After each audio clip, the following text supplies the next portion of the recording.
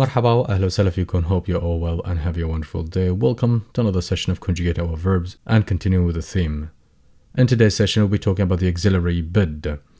Bid, most students do mix it as if it's a verb. Sadly, it is not a verb, but it is an auxiliary or what we call a helping verb.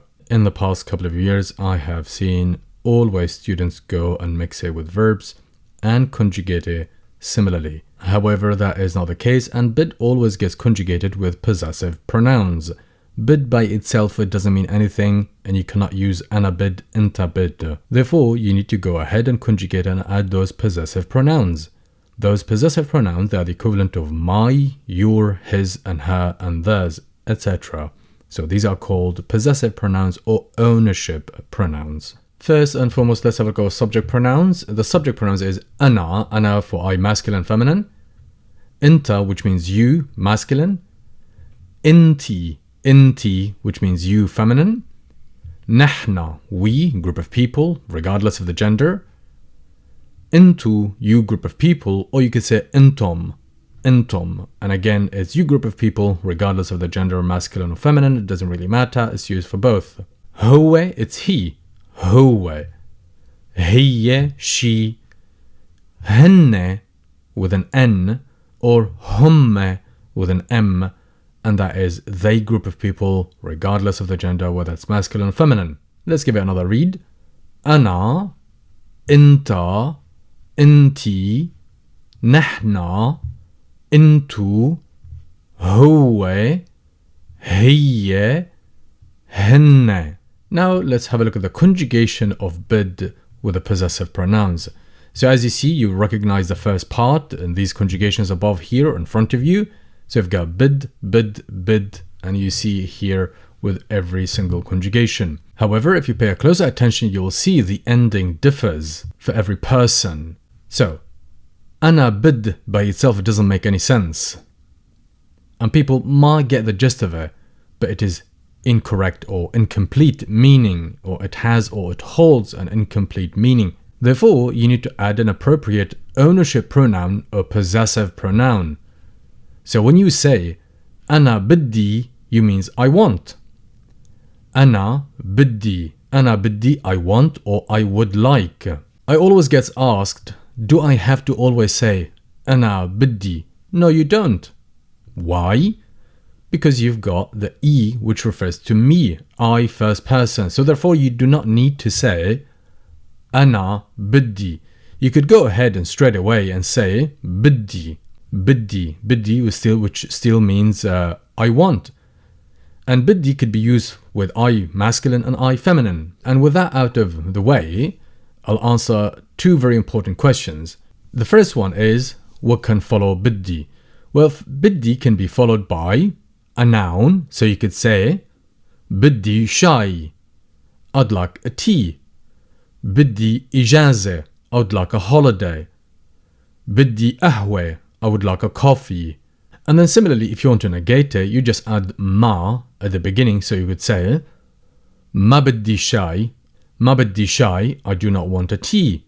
Ma biddi ahwe, ma biddi, so biddi I want, ma biddi not I want, I don't want. Ma biddi, I want, and ma biddi, I do not want. Now moving to the other conjugation for the other subject pronouns. So inta biddak, you masculine want. Inti biddak, you feminine want. Nahna bidna, we want. Intu bidkon, you group of people want. Huwe biddo, he wants. Hiya bidda, she wants. Henne bidhon, they want. So you see, the conjugation for every person, it changes depending on the subject pronoun. And ana takes an E. Inta, you masculine, takes an ak, where you add it and place it to the end of bid. Inti, it takes an ek, where you add it and place it at the end of bid. Nahna, it takes a na, so you say bidna. Intu, it takes a kon, so you would say bidkon. Hiya takes an ha, but people don't really pronounce the ha because the H and the R have got the same ending and they're airy letter, and it becomes a little bit harder to pronounce, so they tend to pronounce the R sound only. Henne bidhon, so they add hon to the end of it. So you would say أنا بدي, أنت بدك, أنتي بدك, نحنا بدنا, أنتو بدكن, هو بده, هي بدها, هن بدهن. And it is I want, you want masculine, you want feminine, we want, you want a group of people, he wants, she wants, and they want. بدهن. And coming back, how do you negate this? Simply add ma before all of these conjugations. So you would say ما بدي, ما بدك, ما بدك, ما بدنا, ما بدكن, ما بده, ما بدها, ما بدهن. And on that way you would negate everything. Moving on to the second question, which is how do we put bid in the past tense? Simply because it's not a verb. Simply you add can in front of all the conjugation and you put in a past tense. So it becomes كان بدي, كان بدك, كان بدك, كان بدنا, كان بدكن, كان بده, كان بدها, كان بدهن. And the translation, I wanted, كان بدي, you wanted masculine, كان بدك, you wanted feminine, كان بدك, we wanted, كان بدنا, you group of people wanted, كان بدكن, he wanted, كان بده, she wanted, كان بدها, they wanted, كان بدهن. So that's how you put in a past tense and simply add can or place can before the conjugation, and that's how you put it in the past tense. Again, أنا كان بدي, أنت كان بدك, أنتي كان بدك, نحنا كان بدنا, أنتو كان بدكن, هو كان بده, هي كان بدها, هن كان بدن. Great, with this one as well out of the way, and hopefully you understand it now. How do we form the future tense? And it's formed like this. You bring rah plus yikun, that's the conjugation for he third person. I understand that might be a little bit confusing. But in order to make it a little bit easier, all you need to do is to add rah, which means will, and you will add the verb to be yikun before it on the same conjugation, instead of going ahead and conjugating even the verb to be, which is going to be a little bit difficult and harder for you to get your head around it and even to memorize it. So you don't need to say رح أكون بدي, أنت رح تكون بدك. You would not need to say that at all. All you need to do is to place رح يكون in front of the whole conjugation, and the meaning will be in the future tense that you will need, meaning that you will need to do this and you will want to have this in order to do something else, for example. And the conjugation goes something like this. رح يكون بدي, رح يكون بدك, رح يكون بدك, رح يكون بدنا, رح يكون بدكن, رح يكون بده, رح يكون بدها, رح يكون بدهن. Which the overall meaning, I will want, you will want, you will want feminine, we will want, but the overall meaning, it means that I will need or I will need to have, for example. Answering the question back again, you do not need to use the subject pronouns when forming or using these. You simply could use the conjugation straight away, and the clue would be within the conjugation to the end of bid. Initially I said we've got two questions. So the first one was that bid can be followed by a noun. So you could say بدي قلم, which means I need a pen. I want a pen.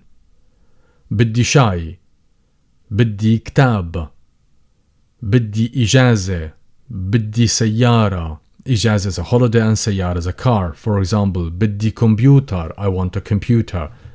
The other thing is bid or بدي can be followed by a verb. So you could say بدي آكل, I'd like to eat. بدي احجز, I'd like to book. بدي شوف, I want to see. بدي سافر, I want to travel. So بدي here, or bid, can be followed by a noun and can be followed by a verb. Obviously, you need to conjugate it on the correct form according to the subject pronoun or the person you're talking to or referring to. Here we've got a couple of examples for you. بدك or بدك قهوة. بدك, talking to masculine. بدك, talking to feminine. قهوة, coffee. Would you like a coffee? Here, as you see, bid could be so functional. You could use it to ask a question by changing the annotation in your voice. بدك, بدك. And it means, do you want or would you like? And the other thing is, بدك قهوة. You know, you need a coffee, I know, for example. So that's a statement rather than a question. Here on the second sentence, we've got بدكن نروح معهن على الحفلة. بدكن نروح معهن على الحفلة. بدكن, do you group of guys want. نروح, we go. معهن, with them. على الحفلة, to the party. So here me talking to you guys, would you like that we all go together with them to the party? And here is an example in the future tense in order to help you. بس تروحوا على بيروت.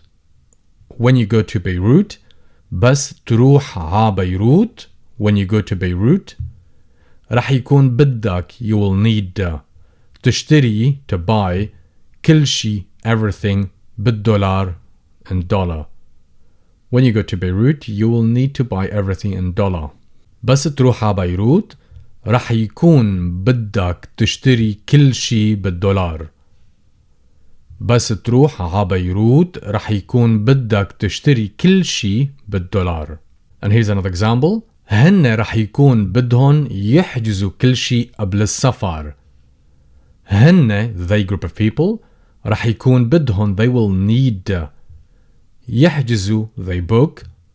كل شي, everything. كل شي, everything. قبل, before. قبل, before السفر, the journey or traveling, before traveling. So that's the verbal noun from the verb سافر. هن رح يكون بدهن يحجزوا كل شي قبل السفر. They'll need to book everything before traveling. And here's an example in the past tense. كان بدي اشتغل بهاي الشركة بس هلا أنا مبسوط محلي. كان بدي, I wanted. اشتغل, to work. بهاي, at this. الشركة, the company. بس هلا, but now. أنا مبسوط, I am happy. محلي, where I am, where I'm working now. And here is the translation. I wanted to work at this company, but now I am happy where I work. Great, guys. With that, I'll end today's session. Hope you enjoyed it and hope you found it helpful. And here's the conjugation. How do you use the auxiliary bid or the helping verb bid in Arabic? Again, it is not a verb and it only gets conjugated with possessive pronouns. If you like this session, don't forget to give it a big thumbs up and share it with your friends and family. So hopefully they as well enjoy as much as you are and learn from it. Till next time, stay safe. مع السلامة.